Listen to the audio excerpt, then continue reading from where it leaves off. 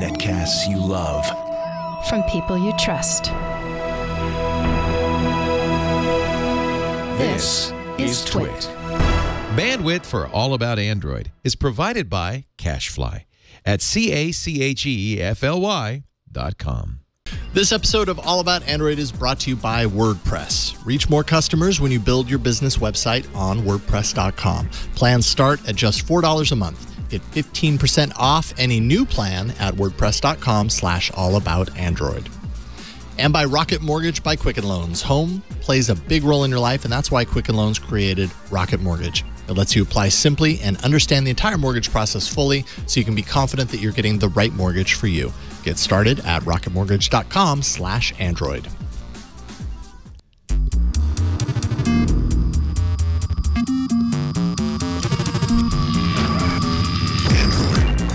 Hello and welcome to All About Android, episode number 364, recorded on Tuesday, April 10th, 2018. We're your weekly source for the latest news, hardware, and apps for the Android faithful. I'm Jason Howell.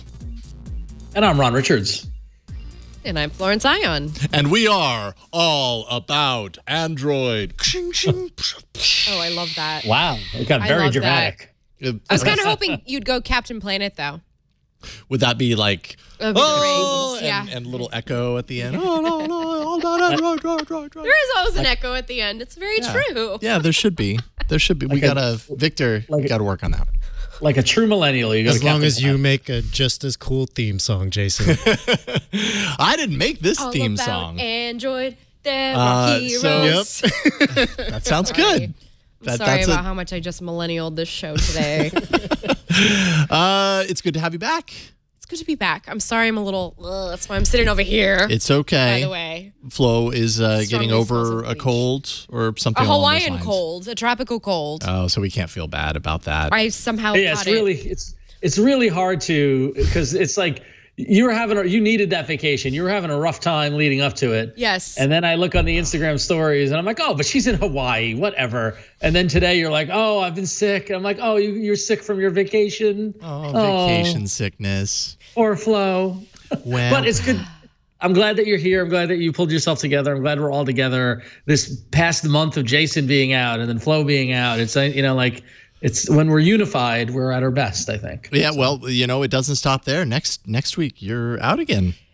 For a very... going back to Hawaii? Hold on. No, for a very unmillennial reason. Go on. And maybe I'm going to go see Jamiroquai next Tuesday. Oh, jeez. Is that unmillennial? Flo, it's like you do this like just to bait me. I know. It's virtual insanity, Flo. That's what it is, really. It's so good. Oh, boy. Sorry, guys. Okay, where is Jamiroquai playing? Bill Graham, so the acoustics aren't going to be that good. Yeah, I know. It's okay. We already had that discussion. I mean, if you're going to see Jamiroquai, I can think of a million places that are better. I know, but this is what they offered us, so I took it. It's either that or Sacramento, and I don't want to go that far. Well, have fun on your Jamiroquai Thank you. Sorry concert. that I'm not going to be here. That's okay. Maybe you can call in from the show, and we can hear a little bootleg music. We're going to talk about some Android news this week. I was going to say we're not going to talk about music news, but that's not true because so much of this show actually, strangely, is built around music. We've got a whole segment discussion around the state of music apps for Android, kind of what we have, where they've come from, and just kind of talk a little bit about music apps. I think you might find a little bit of that in the arena, just kind of as a tease there. We've also got Google's gift to ROM flashaholics. Chromecast with Android TV that we're hearing about today, the ZTE iceberg, and a bunch of emails because it's slow news season leading up to Google I.O. It really is. It really is. But you know what they say, Jason? What do they say? April slow news showers bring May Google I.O. flowers. That's totally what they say. You're right. I can't fault you for that. They do say that sometimes. I think you may be the first person to ever say that, actually. I penned it. Victor, what do you say when we go to the news? I say there's no device limit on Android news. No, we don't place limits on your devices. definitely not a 100-device limit like Google did, apparently. This was news that happened when I was out on my months-long vacation, which is actually 2 weeks. But last month we talked about how Google had begun locking uncertified devices out of using its GApps suite of services and apps, while giving custom ROM users kind of a pass, kind of a white list, if they registered their device appropriately. The problem was that developers were concerned with the fact that it seemed like there was a 100 token limit per device. That was the news that you guys talked about, right? Yeah. And the 100 device limit was part of that? Mm-hmm. No, we didn't touch on the 100 device limit. no, That may have come up a little bit later. Yeah, that came up later. We just talked about the fact that you could register and work around it. Yeah, but that we didn't talk about the 100 one. Okay. Well, apparently they were running into this 100 token per device limit. And if you are a ROM flashaholic, as I said a few minutes ago, I mean, even when I was flashing devices, ROMs all the time, I don't know if I ever got up to 100 different installations, but I'm sure there are people that do, and some of these developers were hitting that limit, and they couldn't pass that. Well, apparently Google's doing them a solid. Google's now removed that limit from uncertified device registration page. So if you're, in that case, if you are a developer and you need to, flash new instances of a ROM or an entirely new ROM, if you like kind of swapping out your ROMs every once in a while, you don't have to worry about running into that limit and suddenly you can't do it on that device anymore, which would kind of stink. This is like when I couldn't log into Google Play Music because I had too many devices registered. Do you ever encounter that anymore? Not anymore. It's all gone. Yeah, it was kind of awesome. I think it's like somebody went in and pressed delete on every device I've ever registered since 2010. Well, that's nice. And it only shows like the last 4 devices, the ones that I use most often. But it kind of is like that, because that was a real big bummer, thinking that, hey, I've got a new device, I'm going to put this on there. Well, I got to the point to where I wouldn't do it anymore. So, I mean, I have a feeling it probably has to do with the fact that you get Google Play Music on so many different devices now. You don't just get it on phones. You can get it on set-top boxes, and you can get it on, tablets. You can get it inside cars, and, you don't want to run into that limitation. I feel like we're already in the state of music apps discussion. And it's getting there. See, this has been bubbling. This music discussion has been bubbling among us. It's been brewing. Brewing. Yes, better. I think it's bubbling too. I don't want to overpromise, but I think it's going to be fun. But let's not talk about it yet. Let's talk about this other thing before we do. I'm looking forward to this next little news tidbit. So my best guy friend and I, who I've brought up on the show before, we use Google Hangouts to chat, but sometimes it's very awkward. But now, we use it because of the VoIP. It's very clear calling. But now we can maybe use Google Voice because, for a long time, people have been using Hangouts to get that VoIP call quality. Maybe soon Google Voice will have that. There's an open beta for Google Voice Wi-Fi calling that's underway right now, which is exciting for those who want to be able to have these high-quality calls through their Google Voice number. The feature will be integrated into the Google Voice app directly, which sidesteps Hangouts, which I'm very thankful for because I'm moving further and further away from Hangouts myself personally. Google wants you to. I'm not using it as much. Yeah. I'm not an organization that uses it, sort of thing. The functionality would allow for calls from any Android device, so not only Android phones. So that'll include tablets as well, kind of the way that iMessage works, between like iPads and iPhones.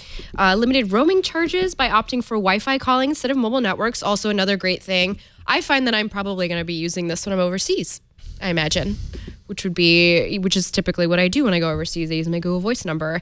One big downside, though, is that it will not work for OB-High devices, which is hardware that utilizes Google Voice services for VoIP calls. And by the way, I Googled this after I saw this note today. Did you hear about, are you aware of the OB-High devices? I've never used them, but I've definitely heard of them and wondered, like people, it's like a small community, but people swear by them.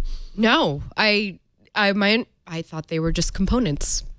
Actually, I've never heard, but for those who are familiar, VoIP not going to work with that.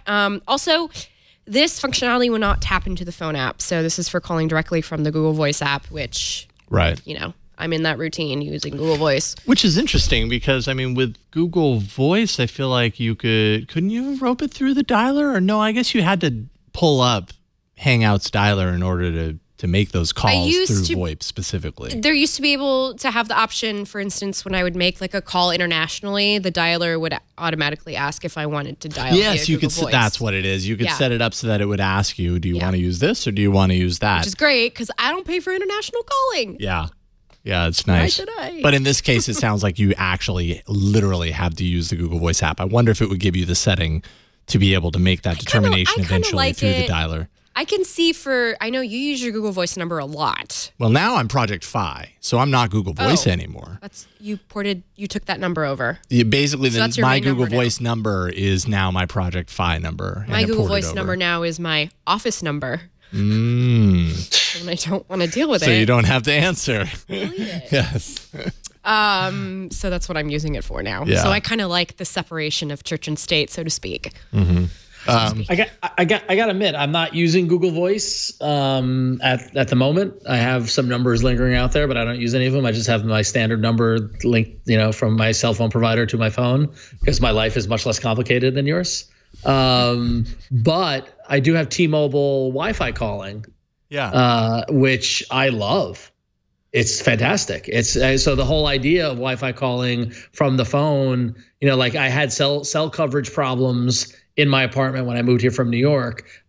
Calls would drop. I'd have to go outside in the patio, that sort of thing. And then with the Pixel and T-Mobile, the Wi-Fi calling started working. And I noticed now I'm getting calls in the apartment with Wi-Fi and I have no problems at all. And so Google Voice adding Wi-Fi calling gets me very, very optimistic and maybe might reconsider going back to it because I'm kind of addicted to the Wi-Fi calling. Well, yeah, that's an interesting point because I almost feel like there's two different definitions when somebody says Wi-Fi calling.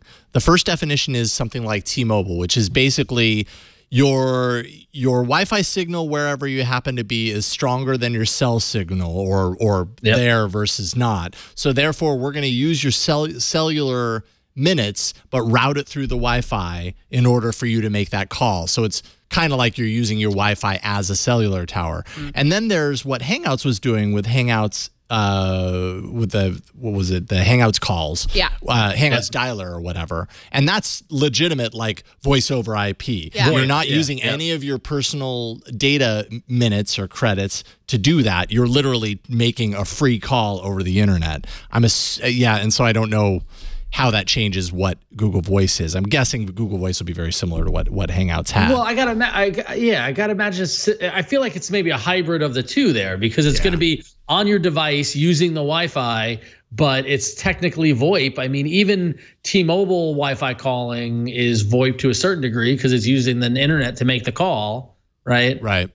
But yeah, I gotta imagine it's more of a hybrid of the two, but leaning more on the VoIP infrastructure that they built with Hangouts. Yeah. I have Volt. Volty? Volty. Voice over LTE? Yeah, it's just crisp high voice, but it's only with other Verizon people. Isn't that kind of disconcerting? It's really creepy, actually. It's weird how used to low resolution audio we are, because when I do a phone call and I hear someone on the other end and it sounds like I'm listening to a video on YouTube, it's like it takes me out of the call for a second. I have to adjust. Yep. Yeah, very strange. It is very strange. Apparently, 9 to 5 Google has hands-on with the VoIP calling feature of Google Voice. So if you're curious about that, thanks to Scooter X in the chat room for linking that. I missed that today, but Abner Lee had taken it for a spin, and you can kind of find out more there. Should we talk about music? Let's talk about music. Yeah, let's do it. Music, Victor, can you roll the State of Music bumper? Yes, that you've been working all day for. No, just kidding. No. So thanks for that, Ron. I'm sorry. That sound was Victor being run over by a bus. Jeez. Yes. That Ron was driving. You know that, Victor. So as Jason and Flo mentioned earlier, I feel like music has been coming up as a topic in the past couple of weeks. And I had the realization, I don't know if you guys agree with me, but we kind of stopped talking about music, right? Like the whole music question pretty much has been solved. Especially on the Android side with Google Play Music, with Spotify, where you can get into some of the obvious ones. But I feel like it had been so long since we revisited a topic that both the old standby platforms that are available have evolved their apps to a certain degree and evolved their features. But also, I was personally curious, are there other options out there? And I think there are. And of course, we're not, by no means is this going to be comprehensive. Right out of the gate, I'm going to tell you that if you're a Slacker radio user, you're going to be disappointed, or TuneIn Radio. We're not talking about either of those platforms. But I just thought it would be a healthy kind of moment for us to talk about what apps we're using currently, and also, kind of what, I for one didn't even know Tidal was still around on Android until I started digging into this, and sure enough, it is. And it's gotten pretty interesting. Yeah. So I don't want to get too caught up in the concept of a streaming service versus a music app on Android, because it's very easy to fall into the trap of like, well, this service offers these features and all this stuff. Those are important, but for this case, I want to have the lens of us talking about it on Android. Does that make sense? Yeah. Yeah. Well, I think an important part of that conversation is just the fact that when we used to talk about music on Android a lot years ago, Android as a platform was a very different place, right? And the conversation very often was, this is available over there, but it isn't available over here. Or what we have is either feature limited, or the design really stinks. And I think that by and large, like they're very much on par now between, let's say, iOS and Android from a design standpoint, from a features and just availability standpoint. All of those services now coexist on both sides of the coin. Yeah, and I mean, even with Apple Music emerging on Android now, it's more. I don't want to say copacetic, but it's more. I don't know what the word I'm looking for, but it's more even across all both platforms than ever. Yeah. So yeah. All right. So let's start things off. So Google Play Music is the obvious choice. That's my audio platform of choice as of now. I don't know about you guys, but we'll get to mine. To be honest, I'm not a big fan of the app. I don't actually like the direction it's taken in recently. That's why I don't use it. Yeah, right? I don't like the app. Not that what's coming up is any better, but. Right. So I mean, to touch upon the major kind of aspects of it, you pay $9.99 a month to get access to it. It also gives you access to YouTube Red at the same time. They combine those two things. They've got over 40 million songs on it, which is pretty much the standard number for the premier platform services.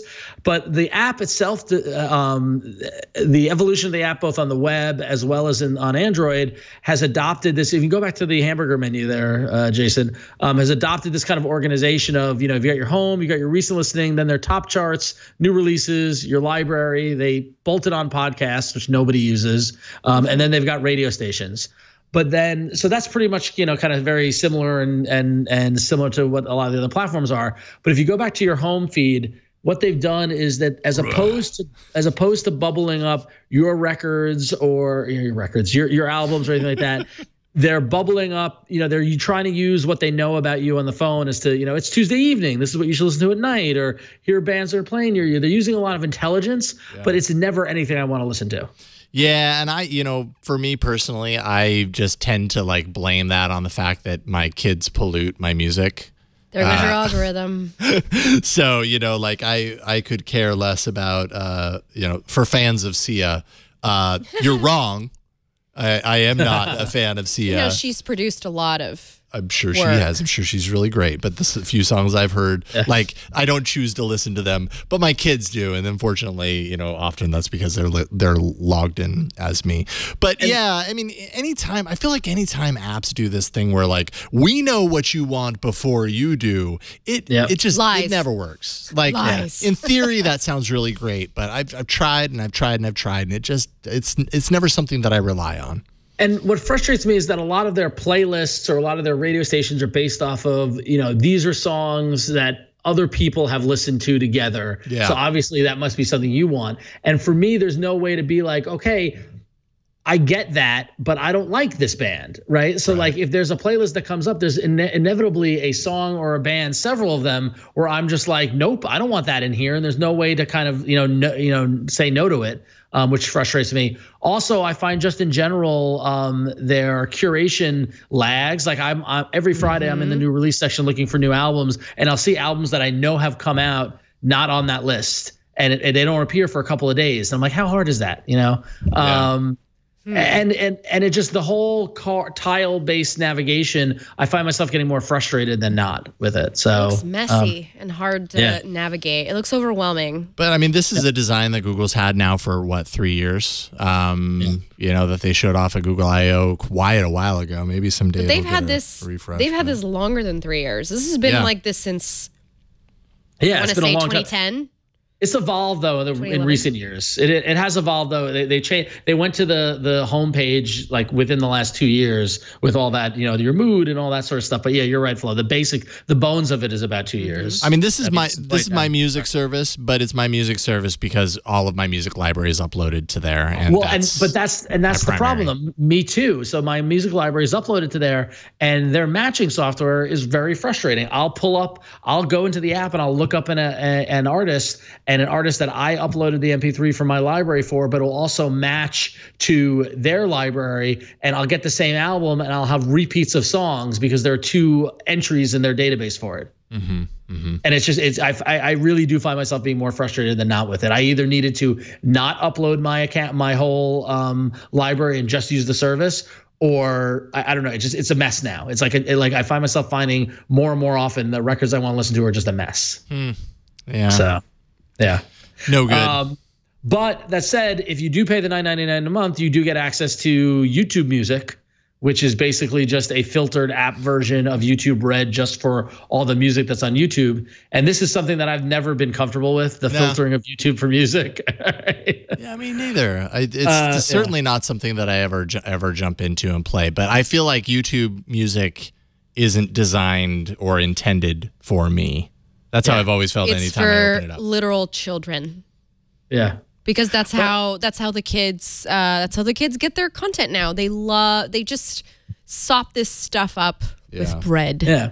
And what I find really interesting is actually there's at South by Southwest we have an article here. Victor, you're going to pull it up. But at South by Southwest, the head of YouTube's head of music teased a new subscription service, and the direct quote that he said in that is that the new service is going to combine the best of Google Play Music's context server and YouTube's breadth and depth of catalog, which is kind of owning up to the fact that YouTube has a larger catalog than the 40 million songs of Google Play Music, which is crazy. God, that's hard to believe. Yeah. But is it because YouTube became the platform upon which every person watches every music video? I mean, we don't watch music videos. And if you launch a music video, you're going to do it through like the Vivo, which they're going to produce it and take care of the rights for it and all of that stuff. If you launch a music video. I mean, think of how many, however many songs are in Play Music library that have no music videos. I would imagine more than not have music videos, like actually have created music videos. How on earth does the number of albums, songs, whatever on YouTube outnumber that? I don't know. Well, how many B-sides are uploaded with a slideshow of photos from a concert? That's crazy. Oh, what an amazing music video that slideshow was. The whole YouTube thing is pretty crazy. So, all right. So moving on, and we know we got a lot of these, and I want to be mindful of time. Yeah, we don't have to. But so Spotify is like the big other giant. That's my music service of choice. All right. By the way, tell us why. I've been using it since I found out about Spotify from my friend who was living in Sweden at the time that Spotify became like the thing to use there. And I use it because it's just easy to find exactly the artists that I want to listen to and to just add them to a playlist just very easily. Just add. And I like that's one of Spotify's strengths is that it's very heavy on playlists and playlist sharing and all that sort of stuff. And I have a network on there as well. That's the other thing is I do have a small in real life network of friends where we trade playlists and we make playlists for each other. Playlists have become really popular in like if you have a yoga teacher you really love or a spin teacher or whatever, like they'll share their playlists with people if you're, practicing or exercising at home. So that's like another great way. A lot of celebrities use it as a way to kind of like connect. A lot of podcast hosts will use it to like make playlists.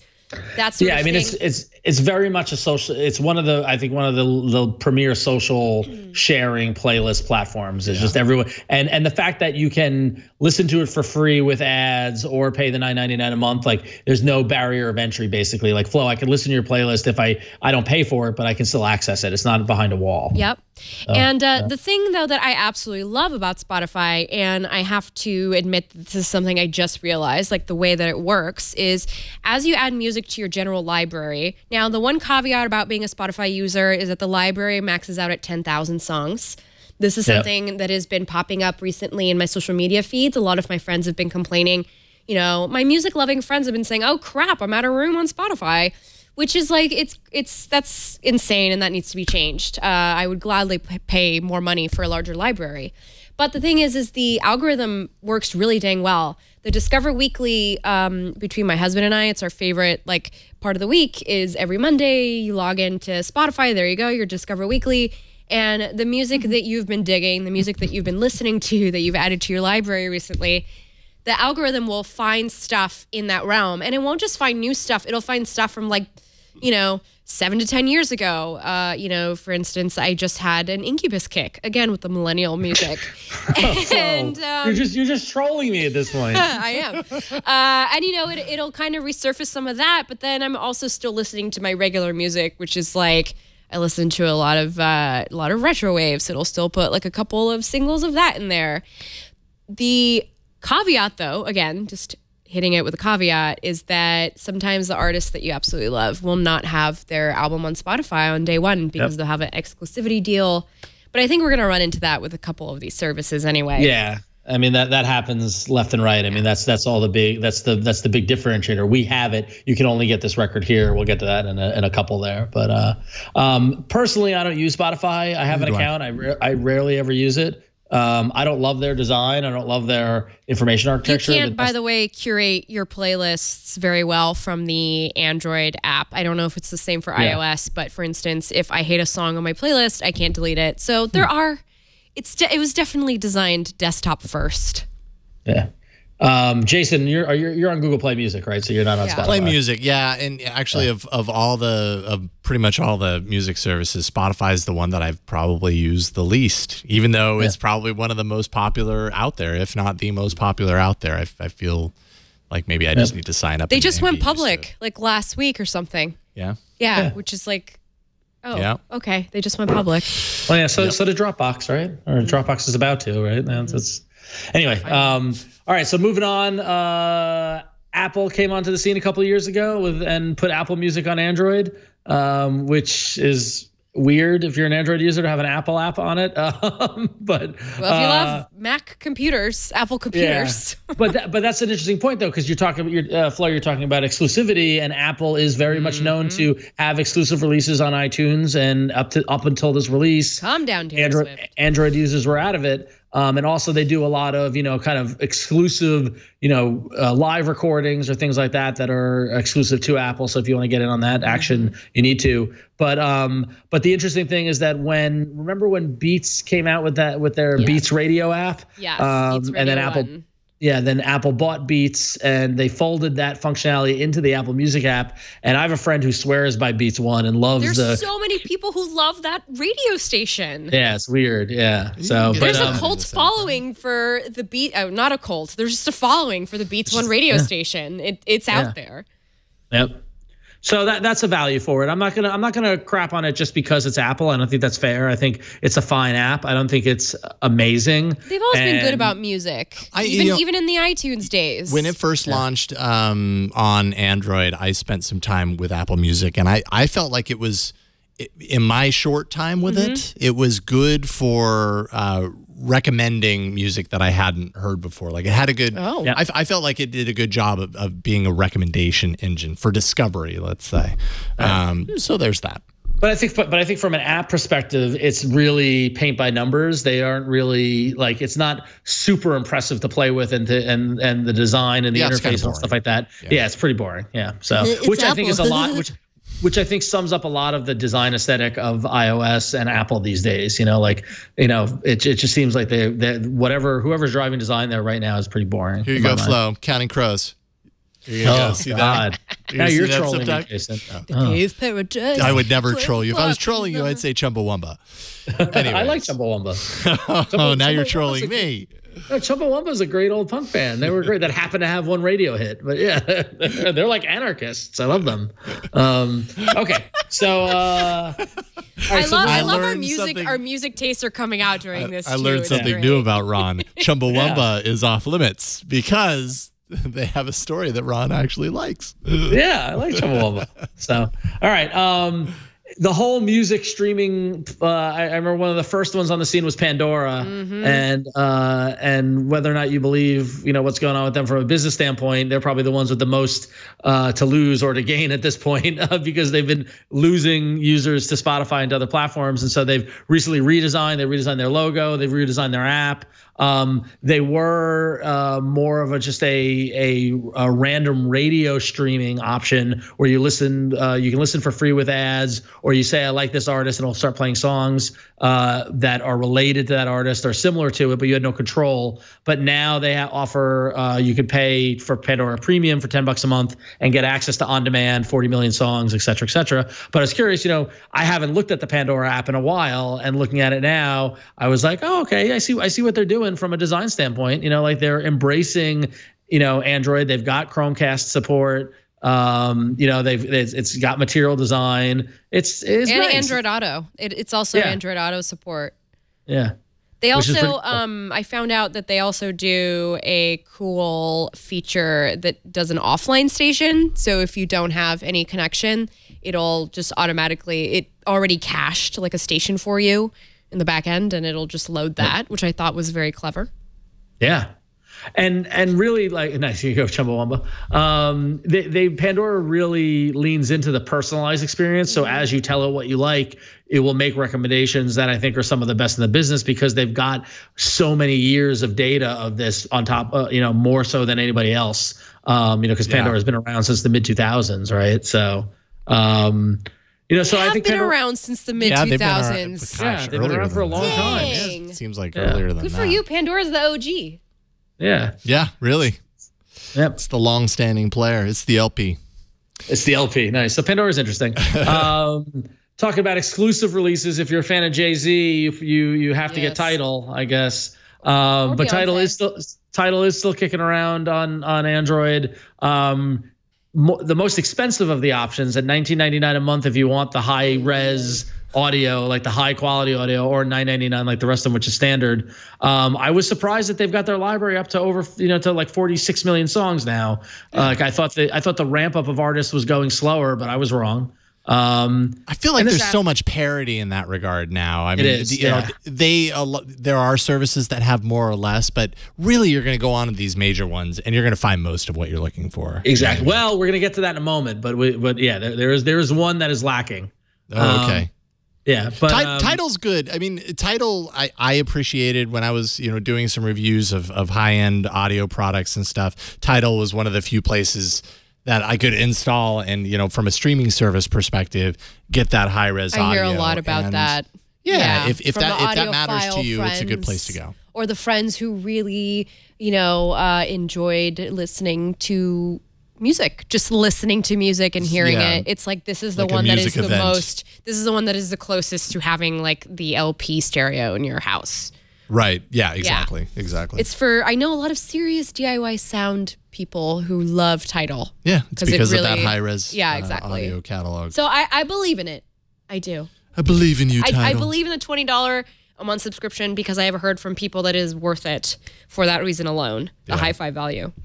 Because I will tell you, sometimes when I'm in the car listening to Spotify and we're in a low latency area and that music doesn't sound that great, I remember what it's like to own CDs. You remember and you pine for I the remember day. CDs. Yeah. But I'll give Tidal credit for embracing, like if you look on the Google Play Store, like the first thing they list in the in their app description is new Tidal for Android TV. You know, so Nice. they are looking at ways to embrace the Android experience. You know, and there's a lot of curation going on with it. And it's the highest quality out there, so you can find it. I haven't gone to it because I just feel like $20 a month is too much to spend for it, especially considering that I own a lot of my MP3s or listen to records or whatever. Right. So it doesn't work for me. But it's still kicking around. App itself though didn't really blow me away from an app standpoint. You know, again, it's just kind of doing what it's doing, just with a darker theme than Apple. Yeah, what's funny, as we do side-by-sides on all of these, it just kind of in my brain, I'm like, you can only do so much with an app that surfaces square images everywhere. Right.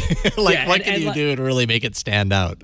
And they've really settled on an interface with the play button in the middle and like the timeline, so it's really kind of curious to see how people are differentiating where they can. And we're going to get to that in a moment as well, too. Yeah. I added a late entry, Jason, which you're probably not prepared for. I'd put it right before we started the show, but I forgot to include Amazon Music or Prime Music, because Amazon does offer a music service to Prime users as well as to non-Prime users, which is out there and is a competitor. One of the pros of it is that if you have an Amazon Echo or if you're in the Amazon ecosystem, you've got access to this already and you can use it. The app, like most Amazon Android apps, are fine. They carry that Amazon design aesthetic and, very similar to the Prime Video app, actually, I found. But one of the big drawbacks for Amazon is that they just have less of a library. And when we're talking about that 40 million threshold, Amazon boasts tens of millions of songs. And in my research, I found anywhere from 2 million to 30 million.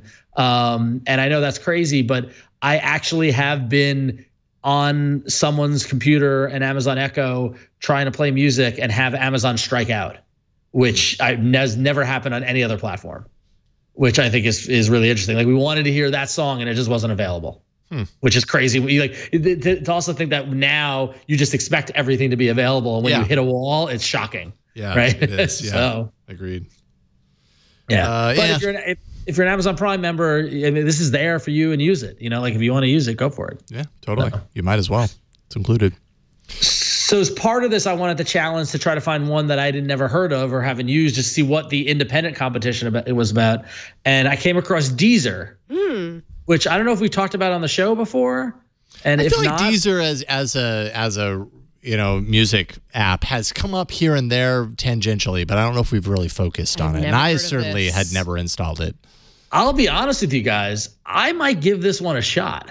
I'm very impressed by what I've seen with Deezer so far. You say more. So as Jason's kind of showing off the app, just real quick, it's $9.99 a month or $14.99 for a family plan, which is competitive with Google Play Music, right? It offers that same 40 million song threshold kind of approach, but then they've got two kind of things that are really interesting. Is that they've got, if you go back to home, it's got flow, not our flow, but their flow. But it's this flow functionality, which is similar to when Beats first came out, where it asks you questions based off what you like and will start making recommendations, which is cool. And I want to play with it to see how those recommendations look like. But it's that idea of personalized radio, but coming at it from a very intuitive interface, I thought, as we see Jason doing it here. And any of these artists? Do you like this?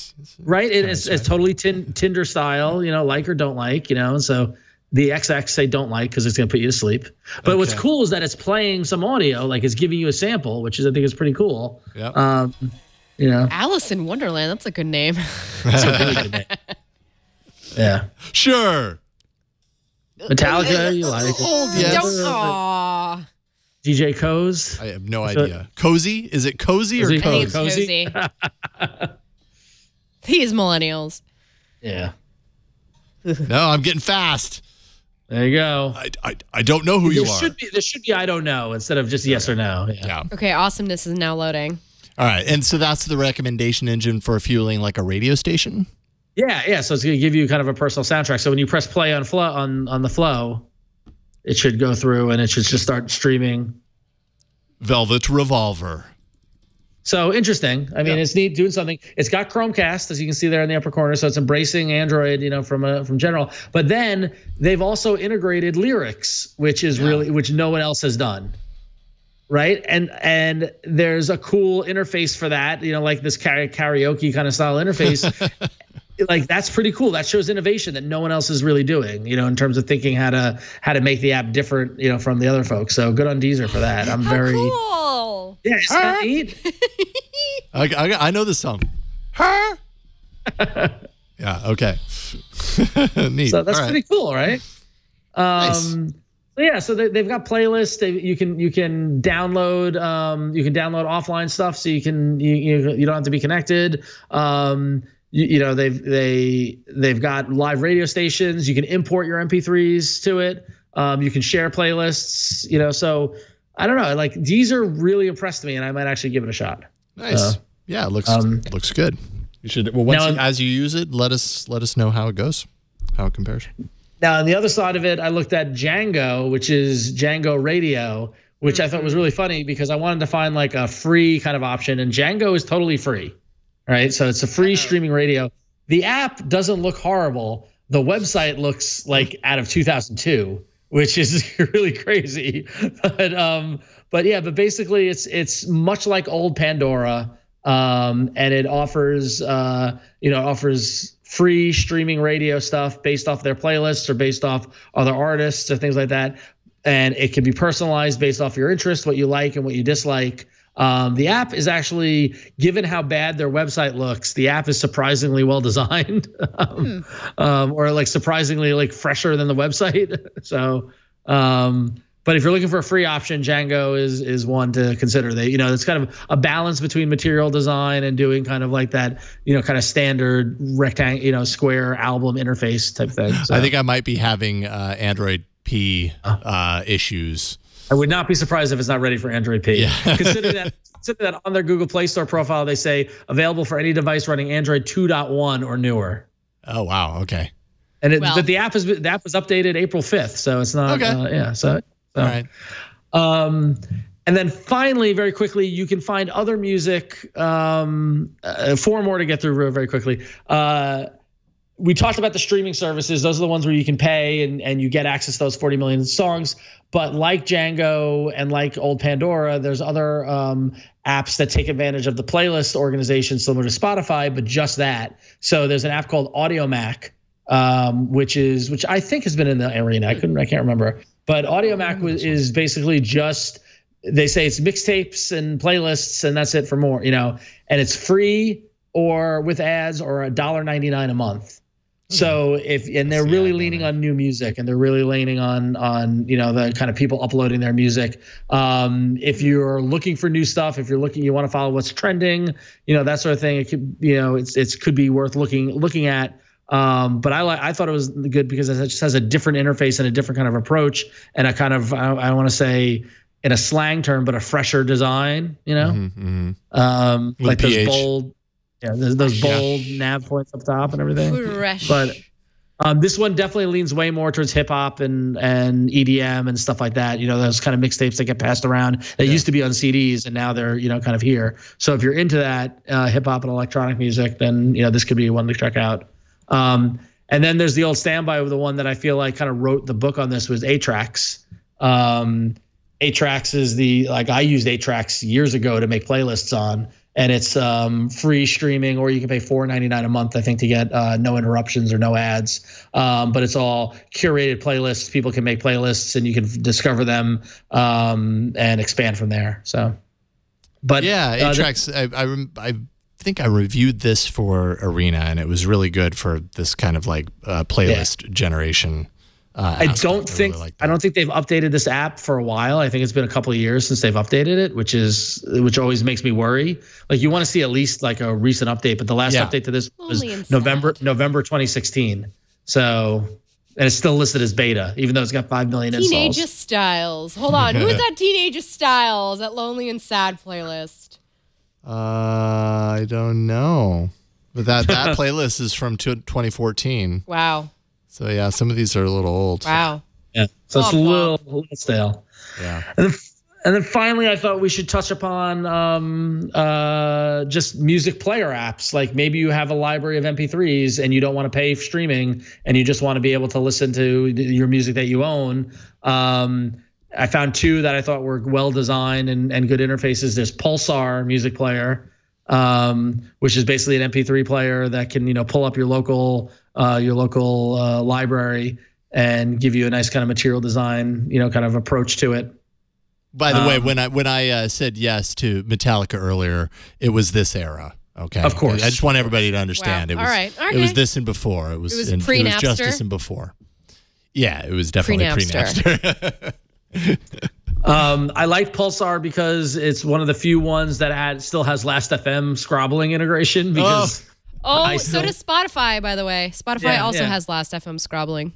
I still scrobble all my music. I do FM. too. Yeah, I don't know why. It's like the holdover from 2005. But so I didn't know it was still a thing. But Pulsar's got Chromecast support. Like there seems to be a solid music based kind of interface for a local one.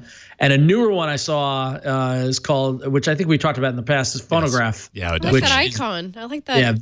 It's a great icon, and it's just straight up material design. Nice UI. Like That's a really nice UI. Yeah, it's pretty much Phonograph. I've used quite a bit, and it's very, very much the kind of straight kind of old, kind of the first gen material design approach. Look how good it looks on the Pixel 2 XL. Yeah, I've used this one a lot. Huh. Yeah. Look at that. Yeah.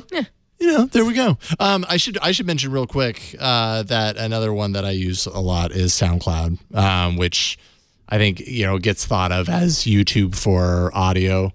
So it's easy to think of it less as like a straight up music service. I don't really use it as a way to listen to the same music that I would go to play music to listen to. Like, oh, so-and-so released a new album, I'm going to go to SoundCloud. Although they do have their own music service. But SoundCloud is really great for kind of indie, independent release music. And I find myself there That's how I used to find dance mixtapes. I would just go on SoundCloud and see what my favorite, because it used to be blog DJs. Those used to be the big thing before they became, and they would put their stuff on SoundCloud.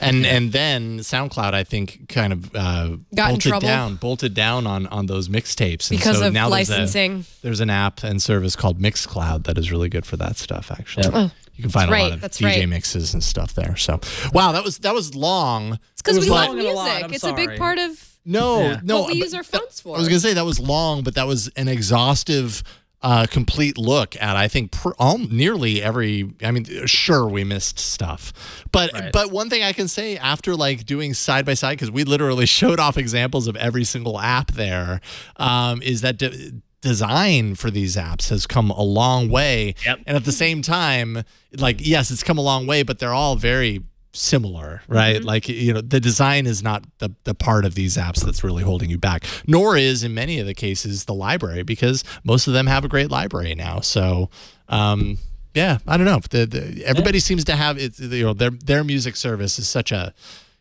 person's kind of personal choice of why this over that. Sorry, Ron, go ahead. I was going to say, and it's funny because by looking at it with fresh eyes, I'm looking for who's innovating and who isn't, and what can make my music experience better at that point, and that's why, and so I'm not going to get rid of Google Play Music just because I'm on the $7.99. I got the discount when it started. It's still, I don't pay a lot for it, but and all my music is uploaded to there. But I'm going to check out Deezer because I like what they're doing. They're trying to do something different and try something add to it. I don't know how often I'll use that lyrics function, but I think it's fun when you want to, do something, when you want to know what a song is, having the lyrics right there as opposed to going to the web to look it up. I want to see them embrace, how do you evolve the idea of music on these phones? Yeah. So, yeah. Absolutely. Cool. Well, thanks for diving into that. Yeah, music. Well, I want and let's call out to the audience, to all of our listeners. Let us know what you use. Is there one that we forgot? Are you a huge iHeartRadio fan and we just didn't talk about that one? Are you ride or die on Google Play Music or Spotify, or is there one that we should check out? Please let us know, and you all can email us. What is our email address? AAA@twit.tv. Yeah, exactly. So cool. All right, you want to take a break? Yeah, let's take a break. Let's take a break. All right. All right, we're going to thank our first sponsor. We want to thank WordPress for sponsoring this episode of All About Android. And a lot of you listening for years, you know that I'm very active on the internet, on the web. I've got lots of websites out there. And if you visit any sites I've worked on, you know that it's the center of my presence. It reflects, who I am, what I stand for, what I'm working on, my best foot forward on the web. And I use WordPress.com because it gives me the freedom and flexibility to share my voice, my work, my way. You can make your site your own when you build it on WordPress.com. And I'm not even lying here. You don't need to do any coding or design. WordPress provides all the tools you need to get your site up and running. And I am a testament to that. I am a bad coder. That's why I got out of coding. And yet I'm able to get WordPress sites up and running because they make it so easy. And even if you run into a problem, their customer support team is there 24/7 to help. So you get customer support Monday through Friday and on weekends too. WordPress offers powerful e-commerce options ranging from a simple and effective buy button to a complete online store. Their plans start at just $4 a month. So when you're ready to expand your business's online reach, WordPress makes it easy. They've got built-in SEO, search engine optimization for those out there, social sharing, and specialized plugins to meet all your needs. And this is just amazing. The internet is so vast and so huge, and yet 30% of all websites run on WordPress. Think about that. Nearly a third of the internet is running on WordPress, and there's a reason for that because WordPress is so great and so easy to use. So get started today. Get 15% off any new plan purchase. Go to WordPress.com/allaboutandroid to create your website. That's WordPress.com/allaboutandroid for 15% off your brand new website.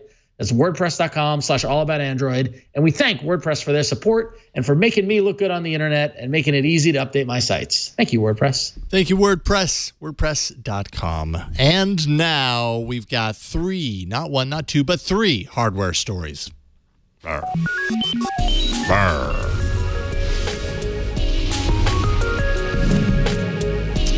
Starting with this bit of interesting news, Flo. Well, this one is fun because, of course, we have the Google I/O flowers that will be sprouting soon. And after all the rain. After all the rain. Excuse me. And one particular flower that might sprout up, to continue with the metaphor, is maybe a new Chromecast dongle. Perhaps, possibly. A 4K Chromecast dongle for those of us who may have, dropped the cash on the 4K TVs. So this one was discovered by one of the friends of the show, Daniel Tyson at Osdroid. A 4K ATV stick with a big Google G on it. This just flew through the FCC. That looks curiously like the current iteration of the Chromecast, except a little more oblong-ish. Kind of like a teardrop. Like a teardrop. Yes, actually, that's better. A teardrop, maybe to indicate its 4K-ness somehow. I don't know. Maybe to indicate that it's crying. Or you're crying after you paid so much for a 4K TV and you have nothing to watch on it. Sure. It includes a voice remote with an assistant button for control. And it basically looks like a Chromecast that would run Android TV. It's running Oreo, and there's also a manual posted for it, which kind of lends a little more credence to little rumorette. Well, yeah, and I mean, this is FCC, so this is going through. Some people are questioning whether the G on it was placed there, and maybe this is like a sub brand, some sort of other brand that it's not Google hardware. But I feel like is it's it photoshopped? Yeah, I don't. There's always a question. Like, if this is direct from the FCC, I have to imagine this is a Google piece of hardware. And I could totally see Google. They haven't updated their Nexus, the player. That was a couple of years old. Chromecast is still a category that they tend to update. Why wouldn't the next step for the Chromecast dongle be to integrate Android TV capability? I have a feeling it won't look like this. I have a feeling this is just for FCC certification. I have a feeling maybe they're that's a cover.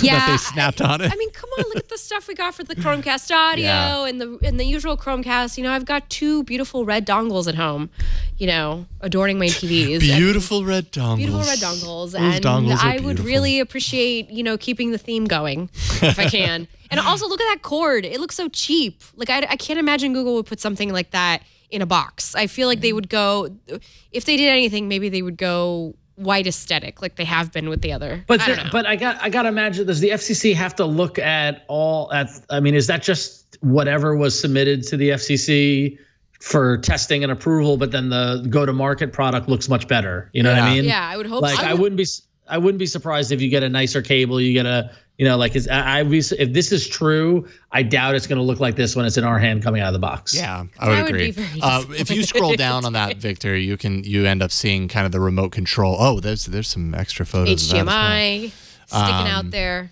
But yeah, you end up seeing the remote control down below. So look at that assistant button. It's nice and plain, like the Apple TV one, by the way. There's no, like, it's just nice and plain. Extra stuff. So Ron Richards, our resident Google TV. What was it called before it was Android TV? Was it Google TV? Google TV. It was Google TV. Our resident Google TV expert. What do you think about this? I mean, I think it's legit. Whether or not it's exactly this or not, I feel like the next evolution of this is an Android TV dongle with the assistant.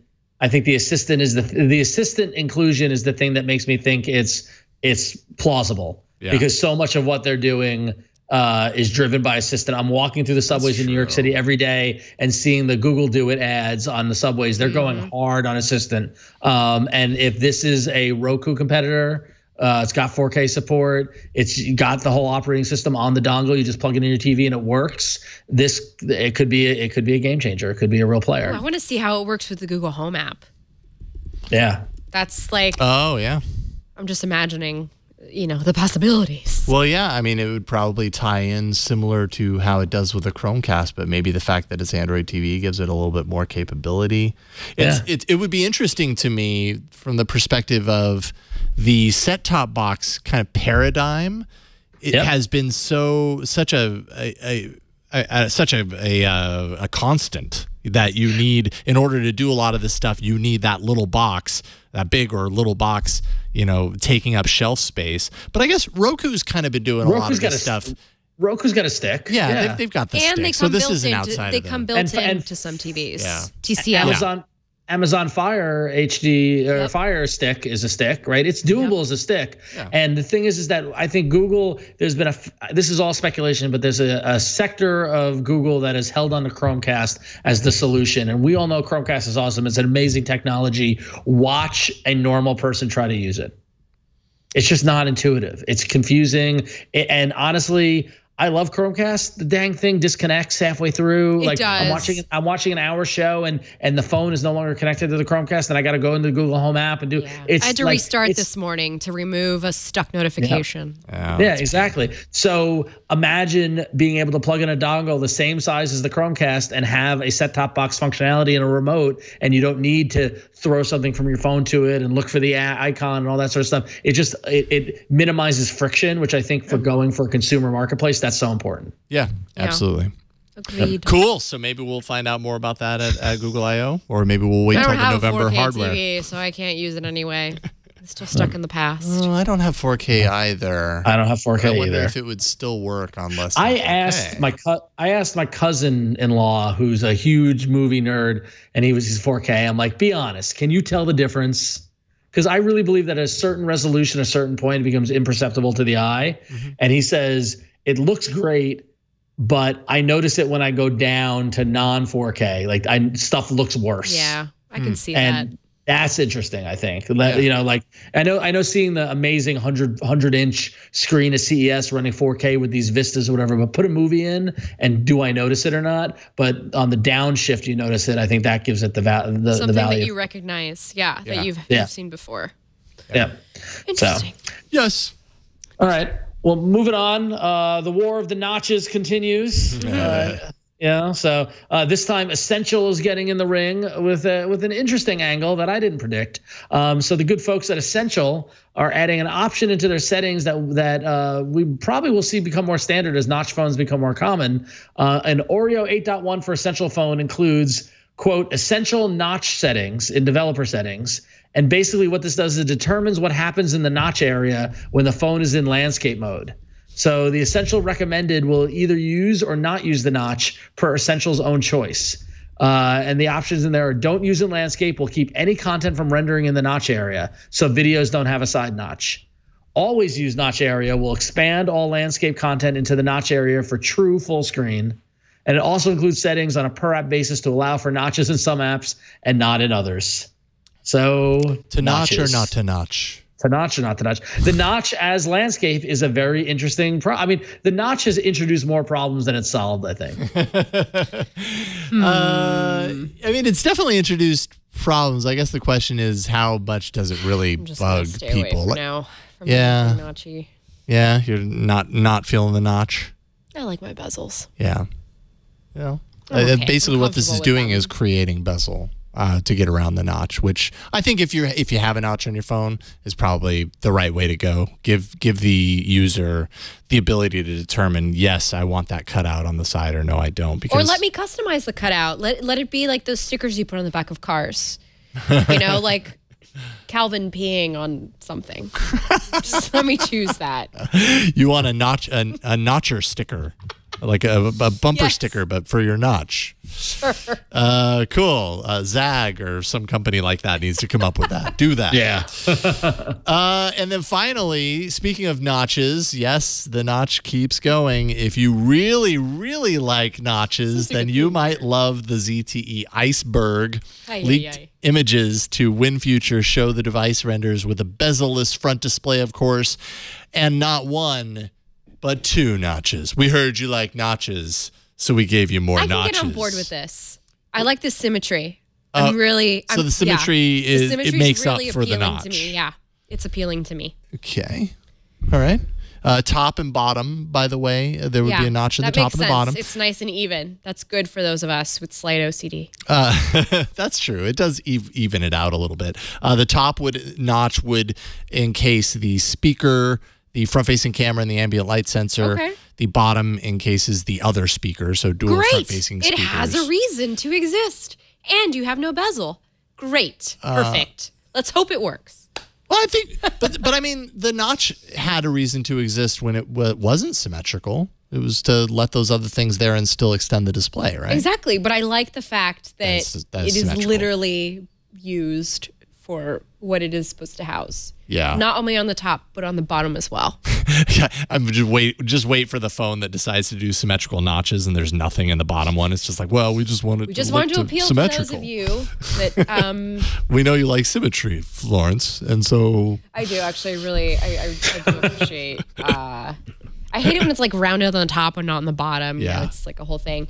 But I also, just design-wise, I like the little whatever's going on with the corner edges there. Well, okay, so that is called, the phone is the Iceberg, right? Yeah. And that's because of those transparent glass corners that make the phone resemble a fragment of ice, as they say. I think it looks more like a Star Trek thingy. I it does kind of have a sci-fi quality to it. Yes, it's very sci-fi. Although, man, if that's really glass and it's on the edges, do not drop this phone, because you're in for a bad day. I mean, you really shouldn't drop any phone in this day and age because they've become very fragile pieces of art. Yeah, like all of them. That's true. That's true. But don't drop this one. You can especially this. Don't drop any phone, but if you're going to drop one, make sure it's not this one. I have to. So when do we think this is going to be announced? This is just leaked ahead. I don't think we actually know exactly when. I was going to say, if this is coming out in the summertime and it's being called Iceberg, missed opportunity of winter marketing. Yeah, but in the summertime, sometimes ice is nice. Ice is nice. All right.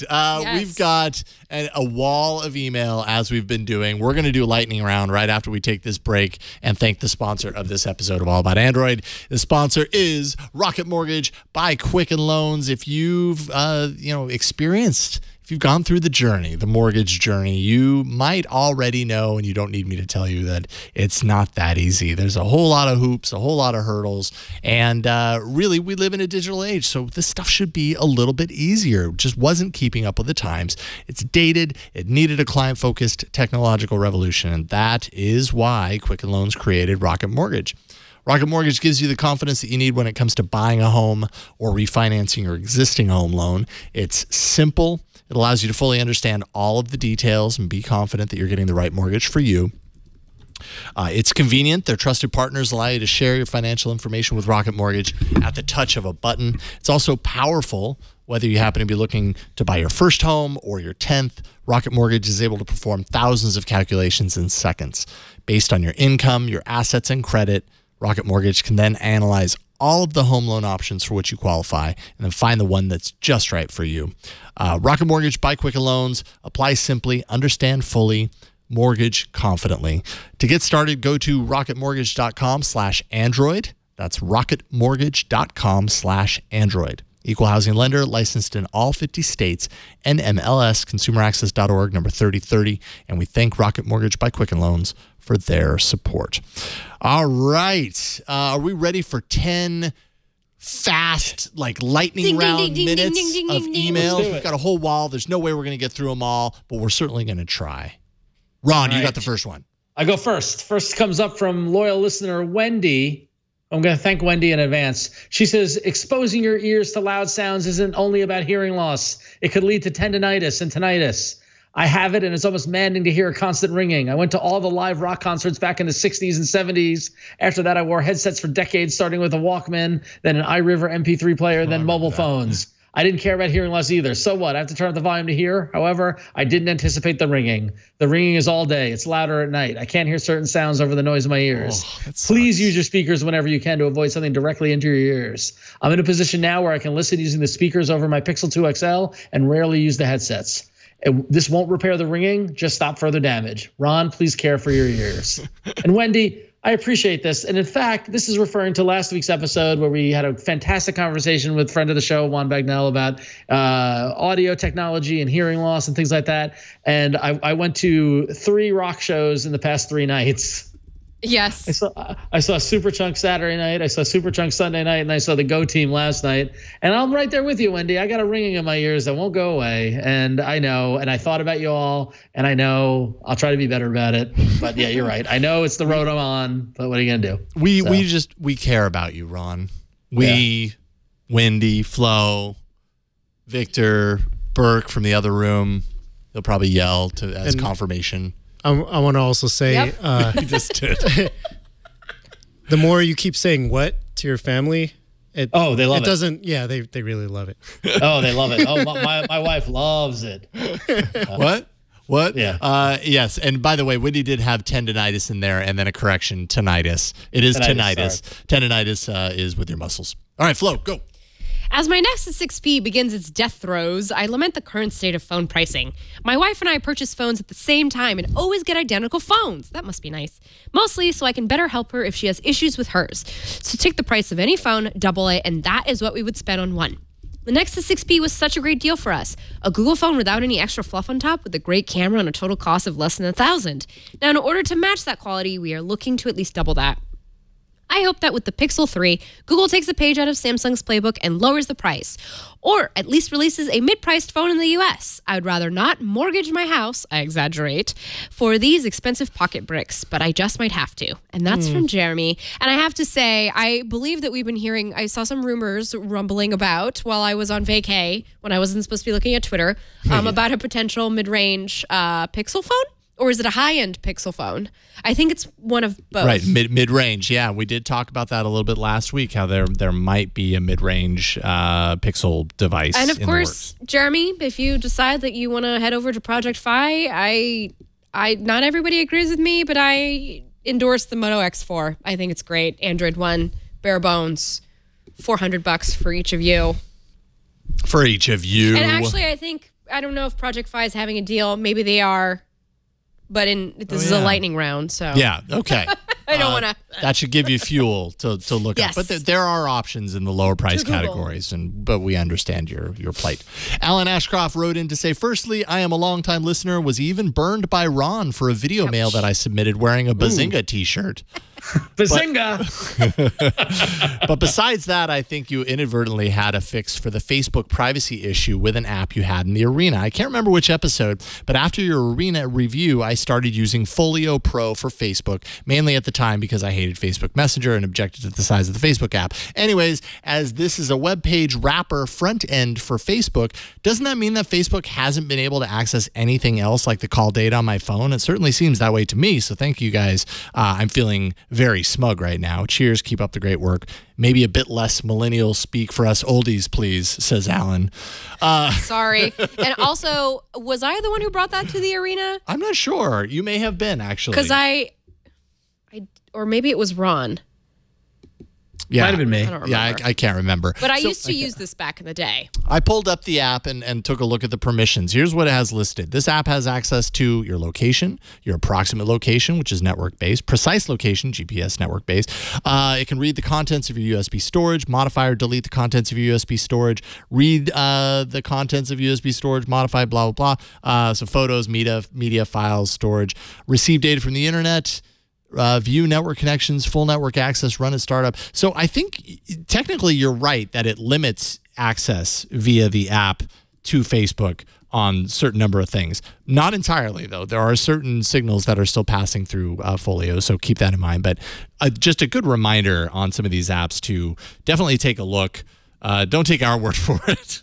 Sometimes we review these things, we might not, we might miss something or whatever. But especially as we know now, particularly today with all the hearings with Facebook and all that kind of stuff, it's good for you to take a responsibility in your hands and check these things so that you know 100% what you're actually sending to these apps.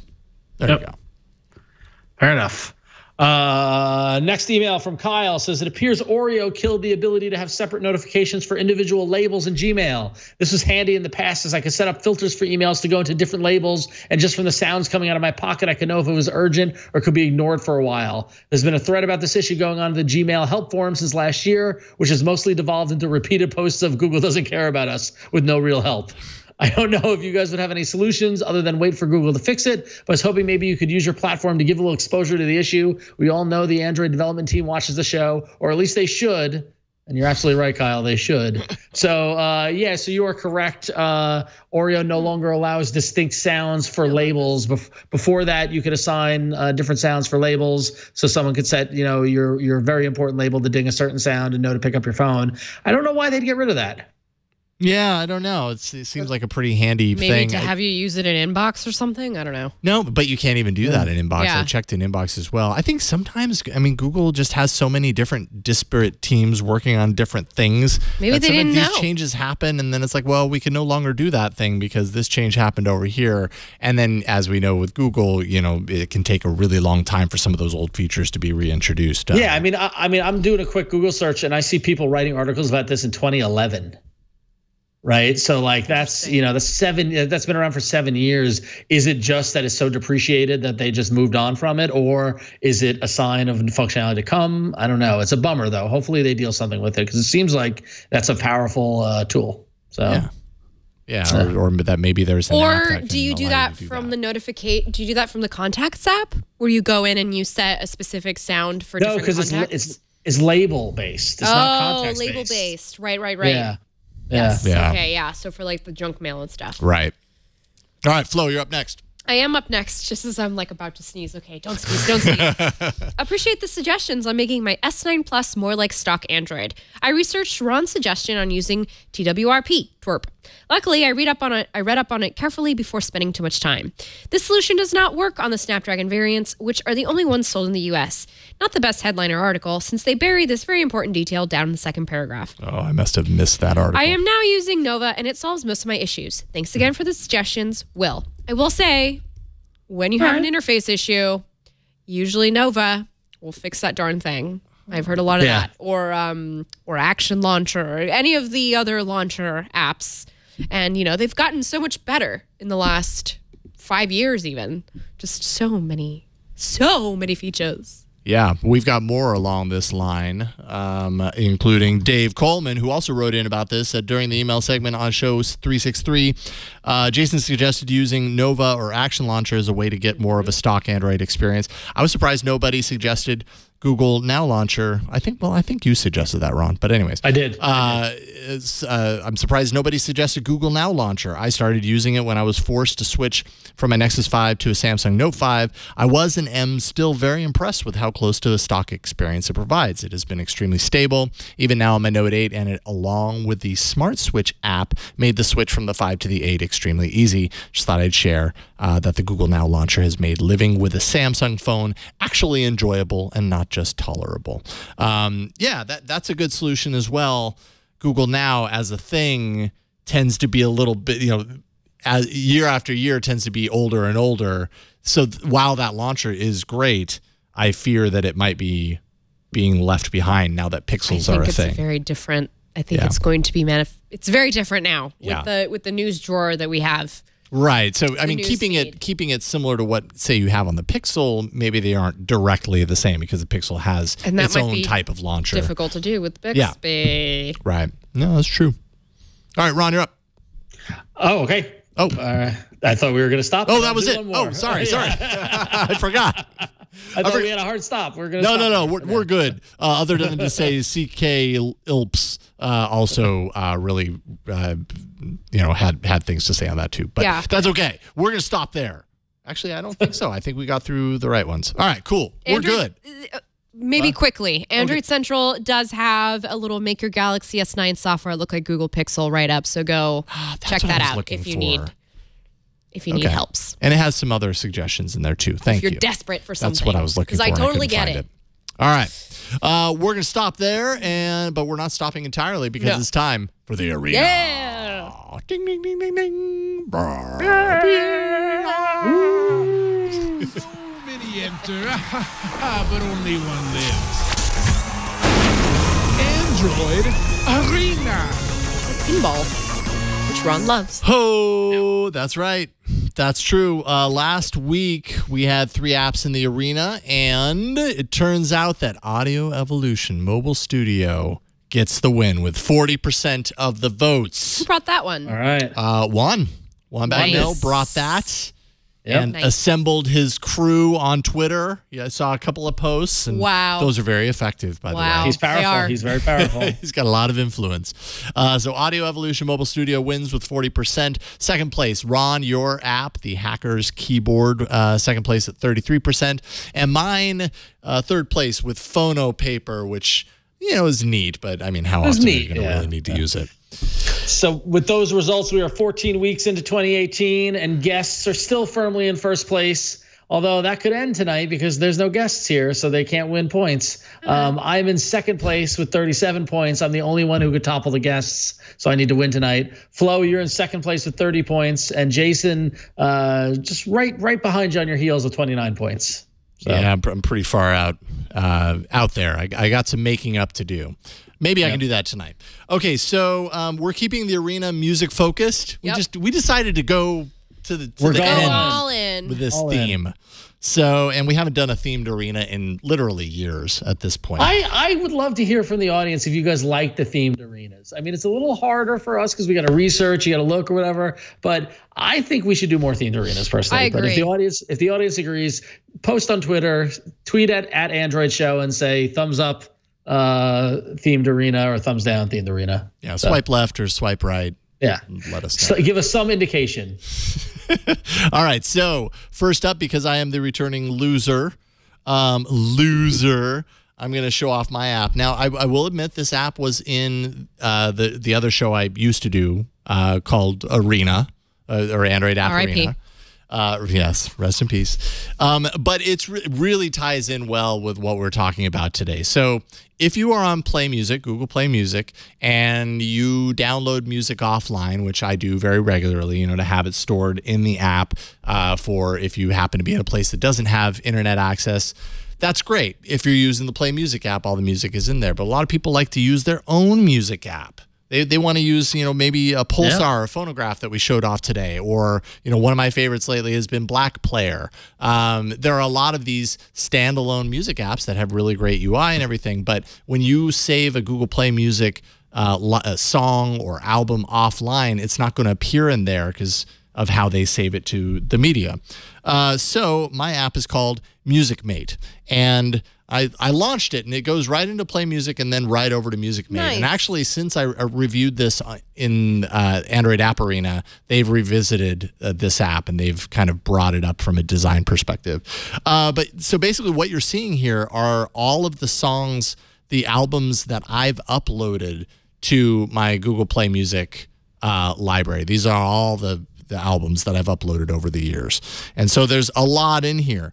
If I wanted to get any of this, as you can see up here at the top, I have checked And Justice for All. And you may remember earlier in the show when I was showing off those music players that And Justice for All was showing up. That's because I did this. So let's say I want to bring over Green Day, 10,039 Smoothed Out Slappy Hours. I go like that, and you see the little cloud thing appear up there. 1 second, I've got a message. Okay. And then you can see down there at the library is now downloading. It's going to go through one by one, tapping into my Google Play Music library, and it's going to download these to a folder on my drive that makes it accessible to my music apps. So I'll go in here. That's what I've done.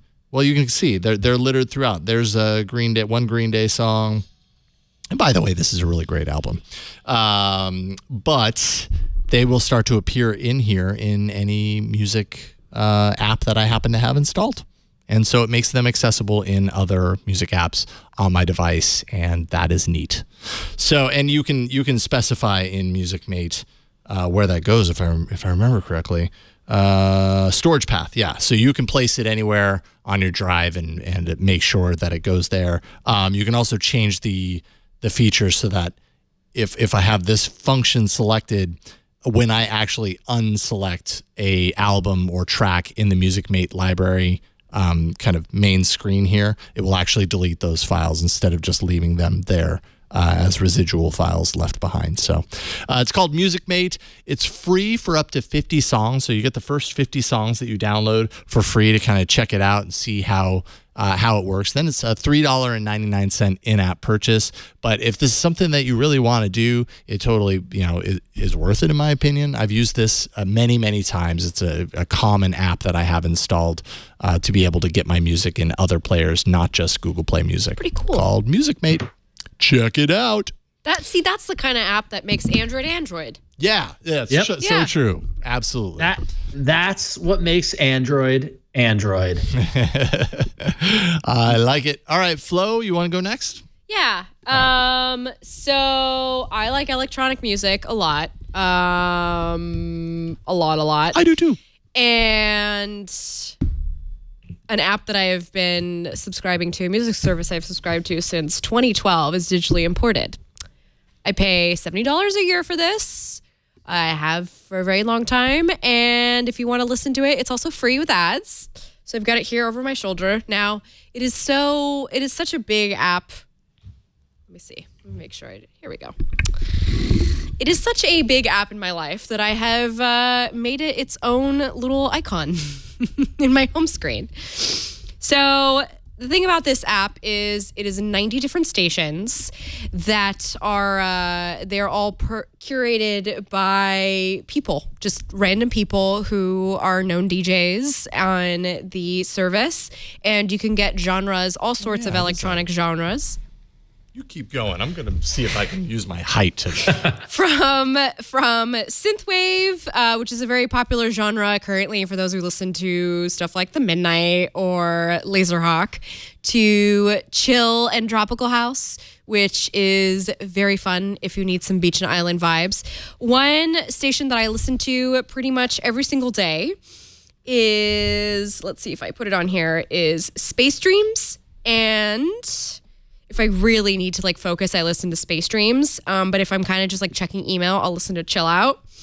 And so nice thing about this app is it's some chill out music right there. Oh, yeah. You can like and unlike things, which pretty much just tells the DJ who's running the channel that day or during that hour, hey, I'm not really into that. And they'll kind of adjust based on what the user feedback is. Digitally Imported is really user focused. There's a very intense community behind this, which is part of the reason why I like it. This is how I used to find out about music before Spotify's algorithm was tuned the way that it is now. So I would listen to Digitally Imported to my favorite channels, and then I would, keep like a text document of all the songs that I liked from here.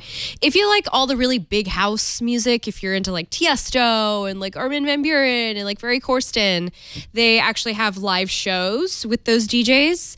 They also have like live progressive shows if you like progressive house music or progressive trance. If you like Russian club music, which is like a really niche thing, but who doesn't? Well, there's a lot of, Russia is a huge country, so there's like a lot of people living there that listen to like Russian indie dance and stuff. Okay. And so they have stations for that on here, which I absolutely love. So if I'm feeling like frisky or whatever, I'll go, let's see if they have it on here. I'll just go down and go to the Russian club hits right there and listen to whatever the Russian kids are streaming are listening to, which I don't understand any of it because I do not speak Russian. And, overall, I found the use of it for the $70 a year that I've been paying for this. You can also go by style. There's no Android Auto support, which is kind of a bummer, and you'll see some of the complaints about that in the Play reviews. And I'm just saying this here on air, too, digitally imported. $70 a month. Come on, Android Auto support in there would be really nice. There is Chromecast support, though, casting support, which works perfectly on all the Google Home devices, works perfectly on Chromecast.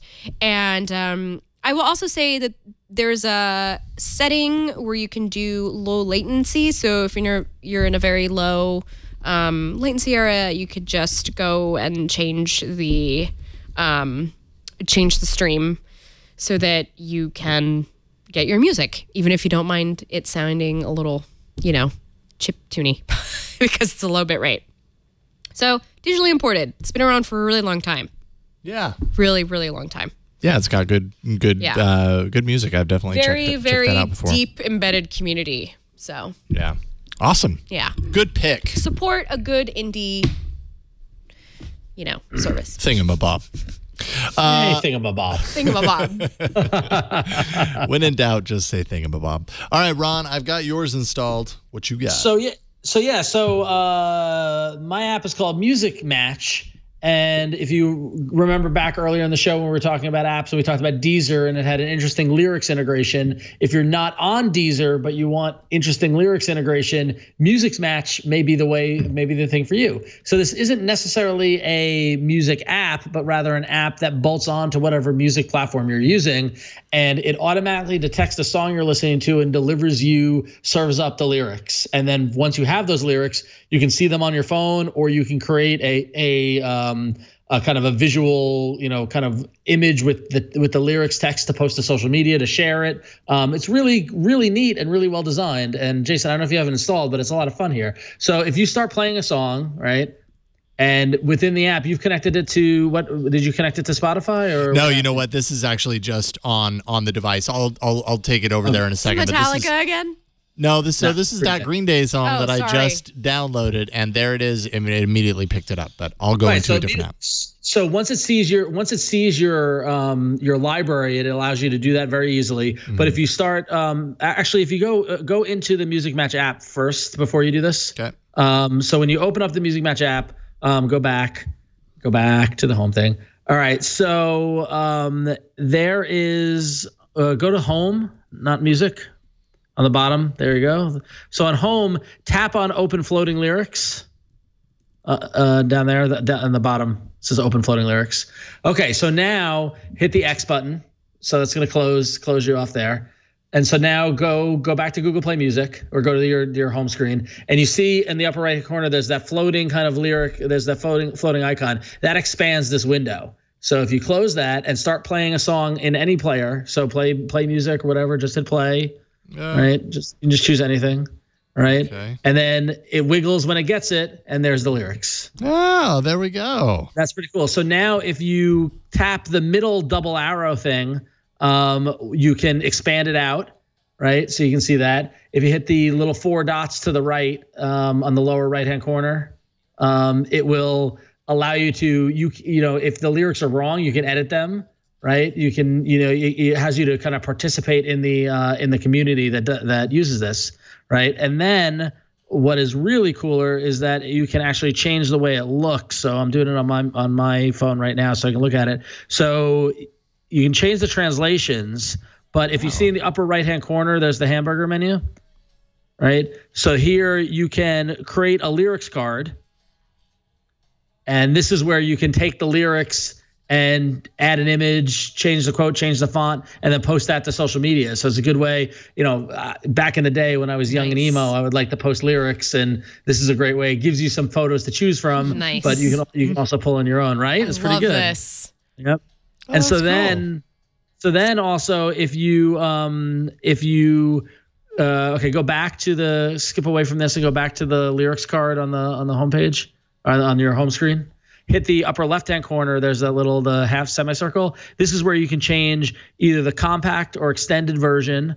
And that's the size of the window, and you can change the lyrics to be either compact or full. Full gives you the whole running, and then you can change the color here, which is pretty cool. So you change the color, and you go back, and it will move along with the song, and you can scroll up and down with it too. So if you swipe up and down, you can go through all the lyrics and find the lyric that you're looking for. It's pretty neat, right? Yeah, that's pretty great. Your app is my Instagram dream.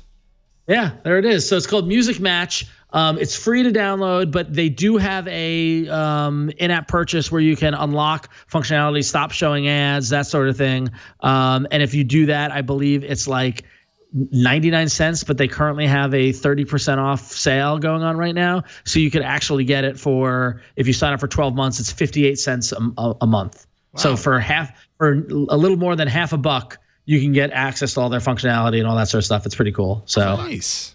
That's great. I feel like the design of this has changed since the last time I looked at it. Like they've added a lot of features from the last time I played with it.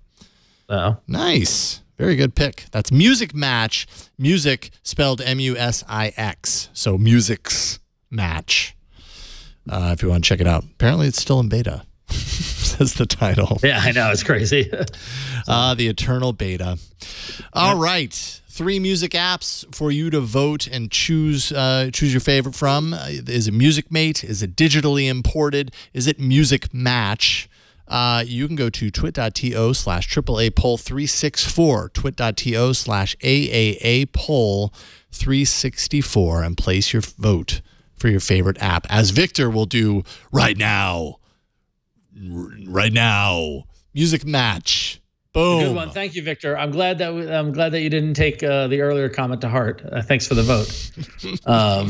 I do got to say, I found Musicmatch because I was in the Google Play Store looking at music apps for the segment. I stumbled upon it through discovery. Oh, so interesting. There's an You'd argument never played with it before. I'd never played with it before. I'd never saw it, and as I was poking around, I was like, "This looks really interesting," and that's how I found it. So, yeah. Right on. That's a good pick. Amazing that it hasn't been in the arena before. That just shows you there's a lot to be found. Yep. This segment's never going away.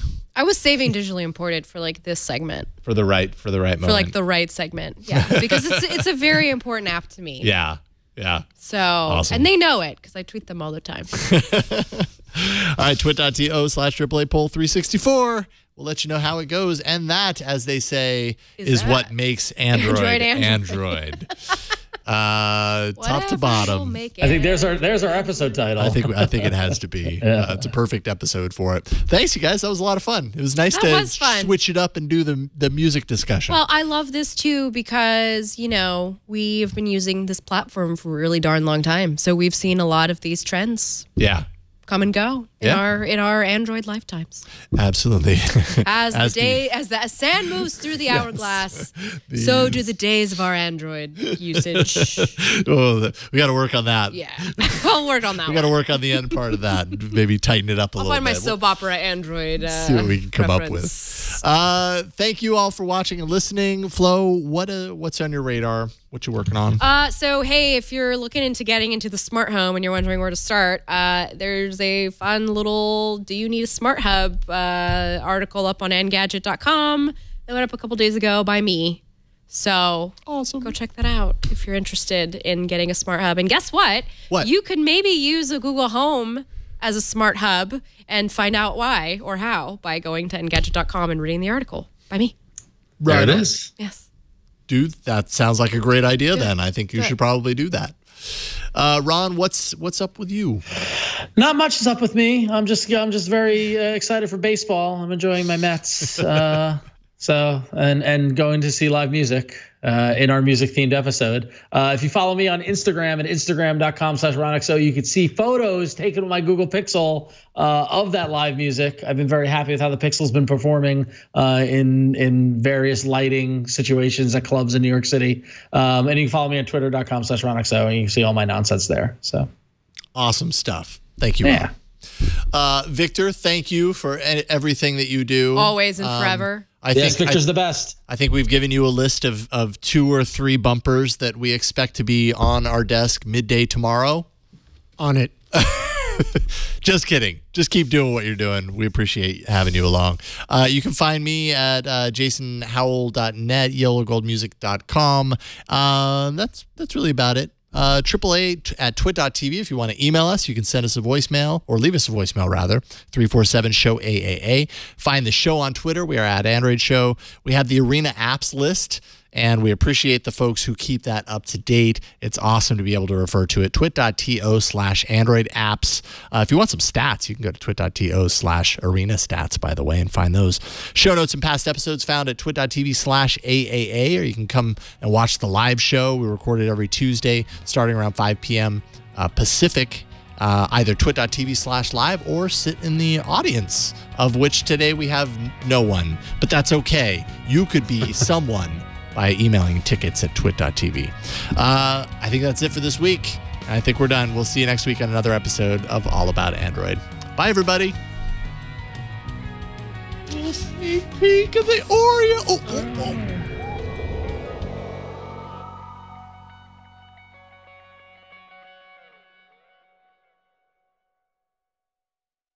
Ron almost spoiled the surprise. Almost. But Ron had no idea. He did. Today's is Jelly Donut Oreo. It's an Oreo cookie, a white Oreo cookie with a jelly flavored center, and then white. Wait, is it actually a jelly flavored center or a jelly flavored center? Yeah. Okay. It's not a jelly so it's center. Flavoring. It's not a jelly. Yeah, it's the same filling, just dyed a different color. Or something. Okay, so You're you gonna had said to hand it to me. okay. Do you trust me? I trust you. Okay, here you go. I will hand that Thank you. to Flo's getting over a cold or something. So, okay, so this is the Jelly Donut Oreo. We'll go ahead and twist it off because it's good to see that that's what gigantic pile of jelly in the center. Okay. All right. Here we go. I'm optimistic. Here we go.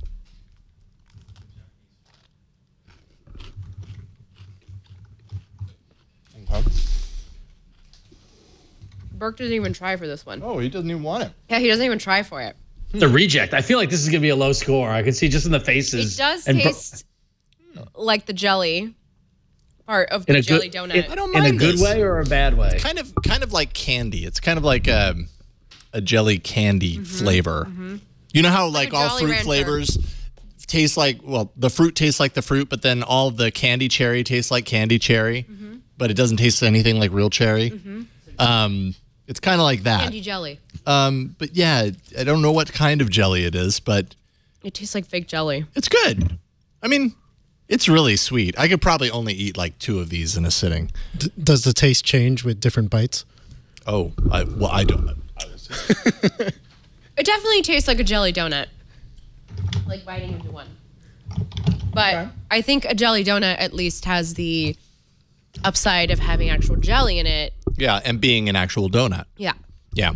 True. I would agree. A jelly donut does have jelly in it and is a donut, which is why I had one this morning, strangely enough. So how does this compare to the jelly donut that I had this morning? It's not as good, but... Hey, it's nice that you had a comparison. Though. I know. It's nice that you had something to refer to. It was an unintentional direct correlation. I also had half a donut this morning. Was it jelly? No, it was like the cinnamon crumb kind. Oh, okay. It's pretty yummy. It's a good one.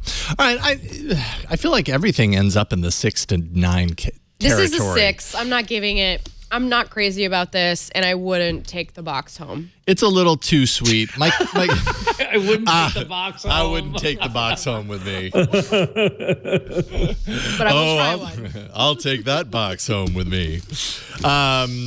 My kids would probably really like this. Oh, yeah. Yeah, I'd say a 6. I'll do 6. I'm okay with 6. It's just a little too sweet. Because it's not even like close to Oreo. It has no. It feels no.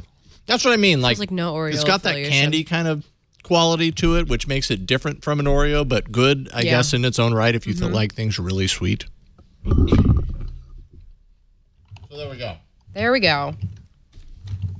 Nobody wants it. This may be the first time that nobody came and actually took it away. All right. Well, that says something. The audience has spoken. And I will go hunting for Mississippi mud pie. Goodbye. Spit on everything. So now we have to. Goodbye, package. Disinfect.